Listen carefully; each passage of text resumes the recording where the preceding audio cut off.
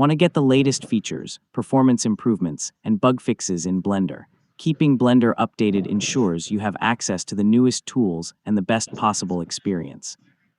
In this tutorial, I'll show you exactly how to update Blender in 2026. So yeah, let's get started. First, open Blender on your computer. Click the Help menu and select About Blender to check which version you're currently using. Knowing your current version makes it easy to confirm whether an update is available. Next, open your web browser and visit the official Blender website.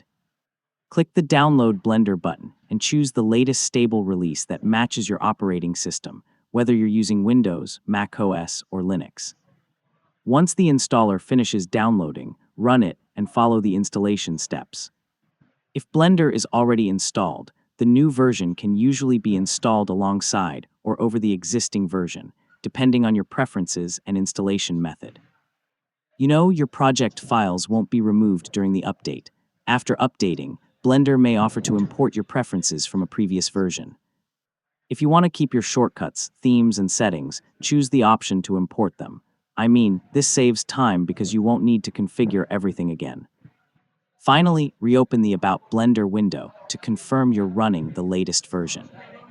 It's also a good idea to check that your favorite add-ons still work correctly, since some extensions may require updates after a major Blender release. And that's how to update Blender in 2026. Keeping Blender up to date helps you enjoy the latest features, better performance, and improved stability.